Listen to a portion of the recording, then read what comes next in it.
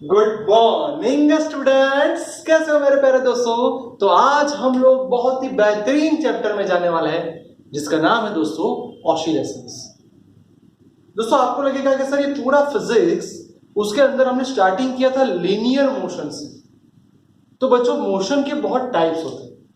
जब इससे bike simple जा रहा है, हाईवे पे जा रहा है, कोई मोड नहीं है, सीधा सा सीधा जा रहा है, तो वो लीनियर मोशन हो गया। कोई चीज अपने आसपास घूम रही है, सर्कुलर मोशन या फिर रोटेशनल मोशन बोल सकते हो। अब दोस्तों एक नए मोशन की बात करने वाले हैं जिसका नाम है oscillatory motion and periodic motion. तो पहली चीज ये है कि पीरियोडिक मोशन का मतलब क्या है। पीरियोडिक मोशन को समझना है दोस्तों, तो ये आपका स्टैंड, ये पेंडुलम वाला कंसेप्ट छोड़ो तो ऐसे घूमता जाएगा, यानी ये फिक्स है, ये स्ट्रिंग है और ये ऐसे घूमता जाएगा। तो ये उसका पाथ फिक्स हो गया, ये पॉइंट के आसपास वो घूम रहा है, यानी पॉइंट फिक्स हो गया। फोर्स लगाओगे, धक्का मारोगे तो घूमेगा। इसलिए स्टेटमेंट बना if a body repeat its motion along to the entire path, यानी जो पाथ डिफाइन किया है उसके आसपास घूम रहा है। एक काम करो दोस्तों, मैं इसको ग्राफिकली भी ड्रॉ करने का ट्राई करता हूं। ये मैंने पेंडुलम ड्रॉ कर दिया, हम फोर्स लगाएंगे तो ऐसा घूमता जाएगा अलोंग अ फिक्स पॉइंट। तो दोस्तों ये हो गया उसका FP, fixed point at that defined time interval, यानी 2 सेकेंड में वो यहां से घूम के अपनी लास्ट पोजीशन पे आ गए। यह सब क्लियर हो गया। हमें पीरियोडिक मोशन किसे बोलना है कि जो सेम इंटरवल के अंदर अपनी चीज वापस अपनी जगह, वो इनिशियल स्टेज पे आ जाएगा। उसका एग्जाम्पल दोस्तों ये हमारा पूरा ब्रह्मांड के सन के आसपास जितने भी प्लैनेट्स हैं वो घूमते रहते हैं। उसका रीजन, उसका कंसेप्ट यही है। जो घड़िए के अंदर second hand clock, minute hand clock या फिर जो भी घूमता है वो एक पीरियोडिक मोशन होता है। जबकि ऑसिलेटरी मोशन का मतलब इसके जैसा है पर इसके अंदर बहुत सारी चीज कवर हो गई, like up and down, piston की मूवमेंट। आप सब लोगों ने प्रीवियस चैप्टर्स में देख लिया, पिस्टन की मूवमेंट अप डाउन होगी। दूसरी बात, पेंडुलम आगे पीछे, स्प्रिंग ऊपर नीचे, यानी वो आगे पीछे, दाएं बाएं, ऊपर नीचे भी मोशन करता है सेम टाइम इंटरवल के अंदर, तो वो हो गया ऑसिलेटरी मोशन। तो आपको लगेगा sir every periodic motion is oscillatory motion, but every periodic motion is not periodic motion, oscillatory motion. जिस सर्कल की बात करते हो, जिस सर्कल पे कोई घूम रहा है तो वो पीरियोडिक मोशन है पर ऑसिलेटरी मोशन नहीं है। सर क्लियर हुआ। अब बात चलती है ऑसिलेशंस और वाइब्रेशन इक्वल। दोस्तों मैं ऐसा बोलूं कि आप जब भी किसी ऑब्जेक्ट को मूवमेंट कराते हो, घुमा रहे हो, वाइब्रेट कर रहे हो, तो उसका मतलब समझो कि अगर उसकी फ्रीक्वेंसी लो है, बहुत कम फ्रीक्वेंसी, यानी वो धीरे धीरे मोशन कर रहा है, तो वो हो गया हमारा ऑसिलेशंस। लाइक ट्रीज ब्रांच, जो ट्री है उसके ब्रांचेस होती है, उनका मोशन देखो कैसा होता है। तो ये हुआ ऑसिलेटरी मोशन। वाइब्रेशन का मतलब फास्ट घूमना, उसकी फ्रीक्वेंसी दोस्तों बहुत हाई होगी, फ्रीक्वेंसी हाई होगी, टाइम पीरियड कम होगा, वो फास्ट मूवमेंट करेगा। लाइक म्यूजिक का इंस्ट्रूमेंट, आपको पता है ट्रंग, तो वो जो वायर वाइब्रेट होता है, इससे उसको वाइब्रेशन बोला जाता है। दोस्तों ये उसका फिक्स पॉइंट हो। अब इसको मैं ग्राफ में भी समझने का ट्राई करूं, प्लीज मेरे प्यारे दोस्तों बहुत शांति समझना, बहुत ही इंपॉर्टेंट बात चल रही है कि ये यहां से ऊपर जाएगा, मैक्सिमम पॉइंट पे आया, फिर नीचे आएगा, देख सकते हो ये पॉइंट से ये इस तरफ आया। तो दोस्तों ये उसका एम्पलीट्यूड हो गया। क्या हो गया? एम्पलीट्यूड। एक तरफ का हाई डिस्प्लेसमेंट, कोई एक तरफ का हाई, इससे आगे नहीं जाएगा। सेम स्टाइल, जब डायरेक्शन चेंज करेगा नीचे आएगा, यहां पहुंच गया, तो ये भी उसका एम्पलीट्यूड ही हुआ, पर इसको माइनस डिफाइन करते क्योंकि अपोजिट डायरेक्शन में। तो ये पूरा ऐसा कर्व बनता जाएगा।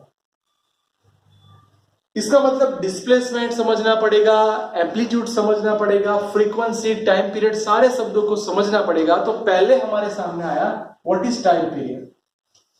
टाइम पीरियड का मतलब दोस्तों कि कोई भी ऑब्जेक्ट को एक ऑसिलेशन कंप्लीट करने के लिए कितना टाइम चाहिए।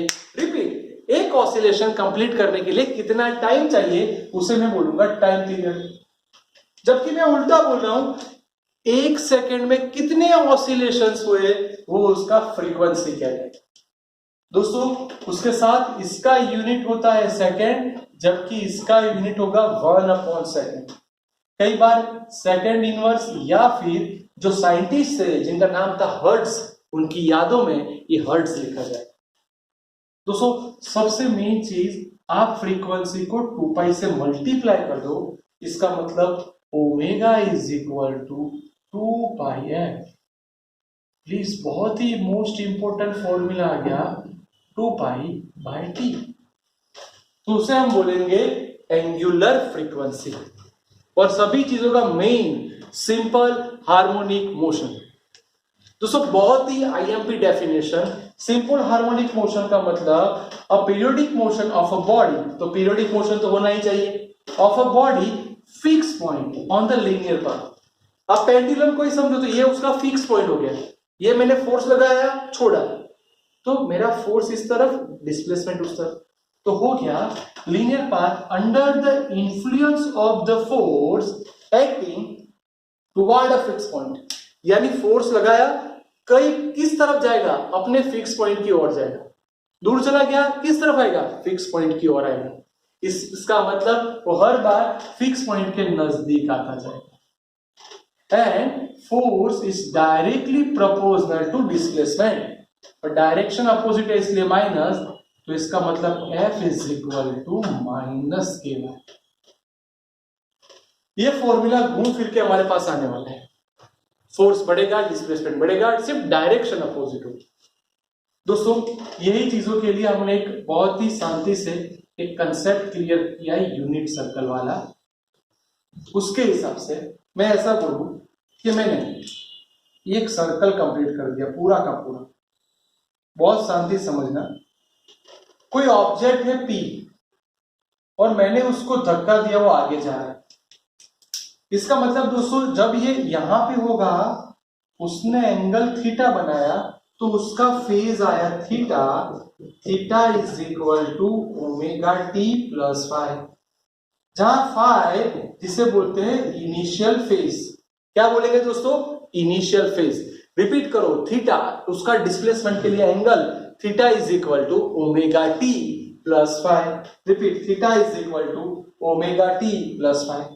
तो मैंने यहां से परपेंडिकुलर ड्रॉ कर दिया, तो आप देख सकते हो ये वाला x कोऑर्डिनेट में है, इसलिए x, और ये उसका रेडियस हुआ, इसलिए उसका हम लोग एम्पलीट्यूड बोलते हैं। तो एंगल बनाओ, कौन सा एंगल, हमें डिस्प्लेसमेंट चाहिए, तो डिस्प्लेसमेंट के लिए अभी सिर्फ हम x कोऑर्डिनेट की बात कर रहे हैं, इसलिए मैंने यहां पे x एक्सिस के बारे में सोचा, यानी उसका सिर्फ और सिर्फ x कंपोनेंट लिख रहे हैं। वो लोग कौन सा फॉर्मूला अप्लाई करेंगे, cos theta. Sir cos theta मतलब ये x बाय a, x को सब्जेक्ट बनाओ, क्या आया cos थीटा, इसका मतलब x is equal to a cos theta का मतलब ओमेगा टी प्लस फाइव। कोई मेरा दोस्त बोले सर ये तो x एक्सिस था, आप y एक्सिस का सिखाओ तो हम जाने। कोई बात नहीं दोस्तों, ये x की जगह आप ध्यान से देखो, ये वाला पोर्शन उसका y कहलाएगा, क्योंकि वो y एक्सिस के पैरेलल है। तो कौन सा angle, sine theta is equal to y by a। y को सब्जेक्ट बनाओ, so y is equal to a sine theta, that means y is equal to a sine theta की जगह omega t plus five. मेरे प्यारे दोस्तों आप देख सकते हो, हमने दोनों का डिस्प्लेसमेंट का फॉर्मूला ले लिया। कोई ऐसा बोले कि सर एक काम करो, आप उसकी वेलोसिटी फाइंड करो, तो वेलोसिटी का फॉर्मूला आप सबको पता है, वेलोसिटी मतलब डिस्प्लेसमेंट का टाइम के रिस्पेक्ट में एक बार डेरिवेशन। तो हम लोग दोनों जगह टाइम के रिस्पेक्ट में डेरिवेशन लेंगे। चलो स्टार्ट करें दोस्तों, डिस्प्लेसमेंट का डेरिवेशन यानी dx by dt, it's called vx। ये कुछ नहीं करेगा, कॉस का हो जाएगा माइनस साइन, यानी minus sine omega t plus five, और टी का कोएफिशिएंट ओमेगा वो बाहर लिखा जाएगा। चलो सेम स्टाइल यहां लिखो, v is equal to a वैसा का वैसा साइन का हो जाएगा cos omega t plus five, और टी का कोएफिशिएंट बाद आगे लिखा जाएगा। दोस्तों बहुत शांति से पूरा कंसेप्ट देख लो, जो हमें एमसीक्यूज और न्यूमेरिकल में पक्का ऑन करना है, क्योंकि इसमें से लगातार एमसीक्यूज आते हैं। तो ध्यान से देख लो और पक्का कर लो, ये बहुत ही इंपॉर्टेंट कॉन्सेप्ट जिसे बोलते हैं फर्स्ट लेक्चर ऑफ ऑसिलेशन। ध्यान से देखो और पक्का कर दो दोस्तों।